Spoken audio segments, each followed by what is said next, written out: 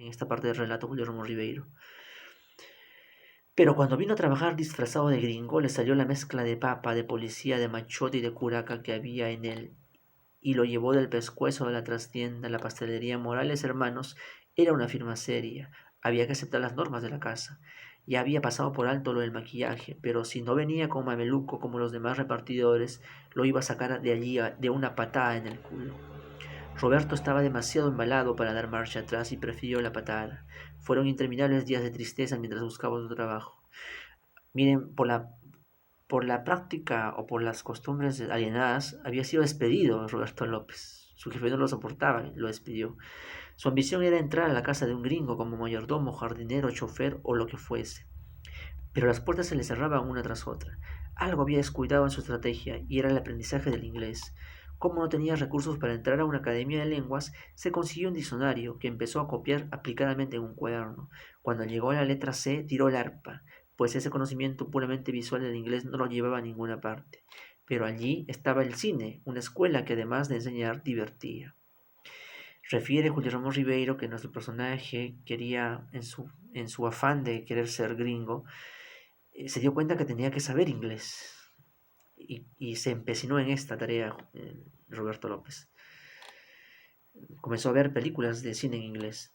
En la cazuela de los cines de estreno pasó tardes íntegras viendo el idioma original, westerns y policiales. Westerns son películas del oeste, de vaqueros. Las historias le importaban un comino, estaba solo atento a la manera de hablar de los personajes. Las palabras que lograban entender las apuntaba y las repetía hasta grabárselas para siempre. A fuerza de rever los films aprendió frases enteras y hasta discursos. Frente al espejo de su cuarto, era tan pronto el vaquero romántico haciéndole una irresistible declaración de amor a la bailarina del bar, como el gánster feroz que pronunciaba sentencias lapidarias mientras cosía a tiros a su adversario. En el cine además alimentó en él ciertos equívocos que lo colmaron de ilusión. Así creyó descubrir que tenía un ligero parecido con Alan Ladd, que era un personaje de cine norteamericano, que en un western aparecía en blue jeans y chaqueta a cuadros rojos y negros. En realidad solo tenía en común la estatura y el mechón del pelo amarillo, que se dejaba caer sobre la frente. Pero vestido igual que el actor, se vio 10 veces seguida la película y al terminar de esta se quedaba parado en la puerta, esperando que salieran los espectadores y se dijeran, pero mira, qué curioso, este tipo se parece a Alan Ladd, cosa que nadie dijo, naturalmente, pues la primera vez que lo vimos en esa pose nos reíamos de él en sus narices. Su madre nos contó un día que al fin Roberto había encontrado un trabajo, no en casa de un gringo como quería, pero tal vez algo mejor en el club de bowling de Miraflores. Servía en el bar de las 5 de la tarde a 12 de la noche. Las pocas veces que fuimos allí lo vimos reluciente y diligente. A los indígenas los atendía de una manera neutra, francamente impecable, pero con los gringos era untuoso y servil. Bastaba que entrara uno para que ya estuviera a su lado, tomando nota de su pedido, y segundo más tarde el cliente tenía delante su hot dog y su Coca-Cola. Se animaba además a lanzar palabras en inglés, y como era respondido en la misma lengua, fue incrementando su vocabulario. Aquí refiere Julio Ramón Ribeiro que nuestro personaje congraciaba más con los gringos y no con los cholos. Para hacer una referencia, aquí en el Perú se designa como cholo a una persona que procede del Ande o que viene de la zona andina de nuestro país. Y en general ahora el término cholo es nacional, ¿no? Todos nos sentimos cholos en estas épocas de la historia del Perú.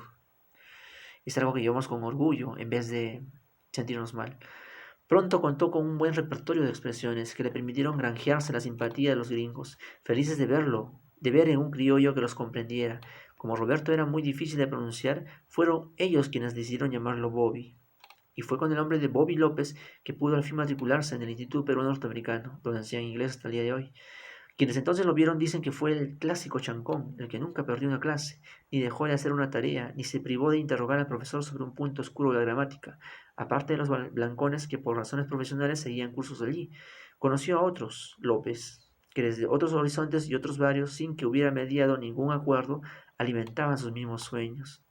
Manifiesta Julio Ramón Ribeiro en esta parte del cuento que nuestro personaje conoció a otros alienados, que querían ser también gringos como él.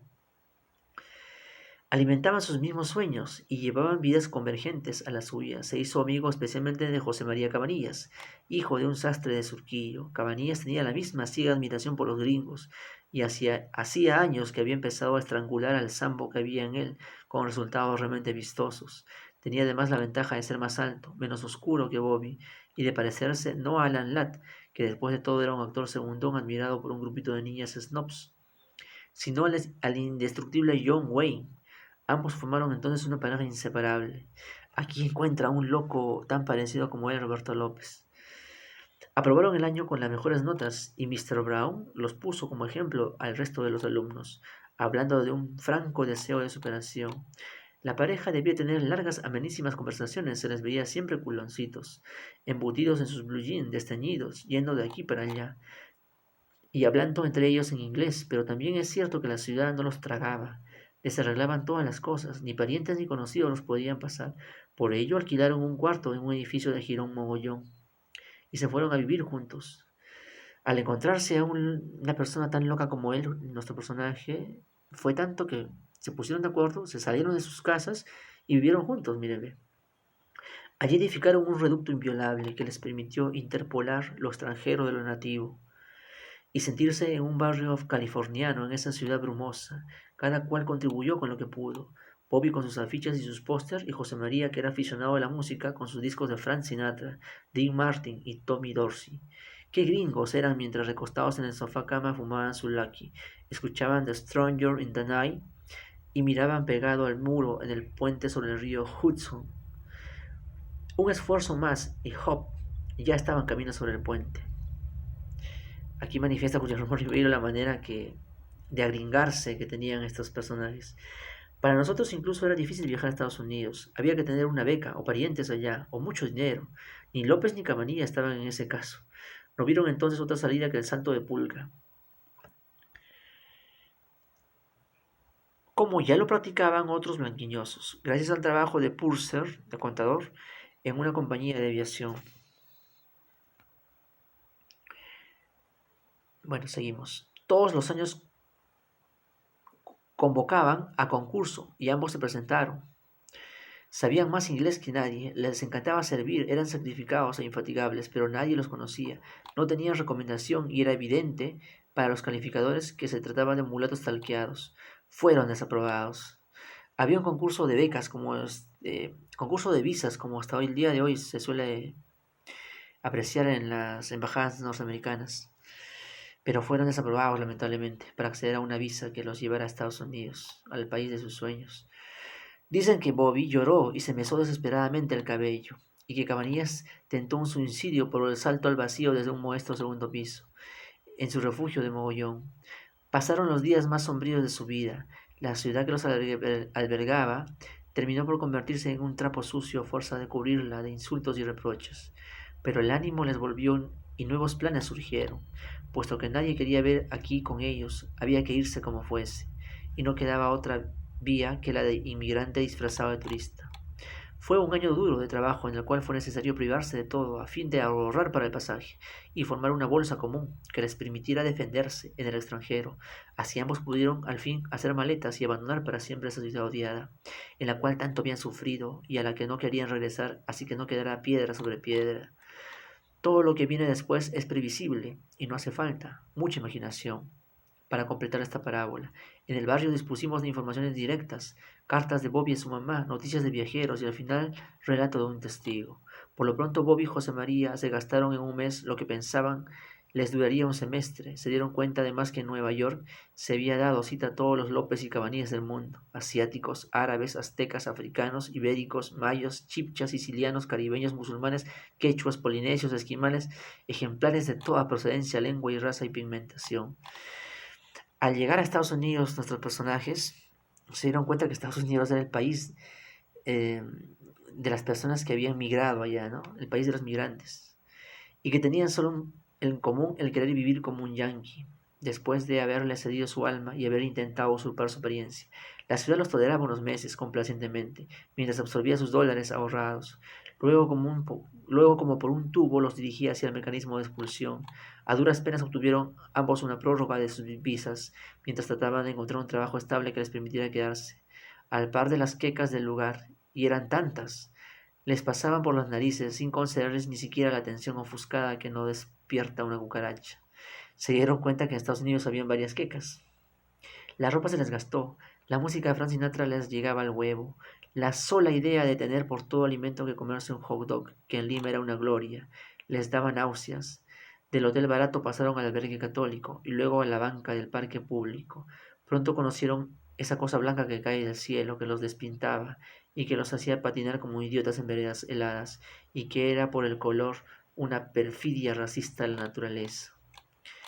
Aquí manifiesta el clima, Julio Ramón Rivero, de Estados Unidos, en la parte de Estados Unidos que llegaron, ¿no? Un clima gélido, frío, donde cae nieve. Pasaron momentos muy tristes estos personajes cuando fueron a Estados Unidos, ¿no? Se dieron cuenta de que al no tener plata, este país los iba a tratar muy mal.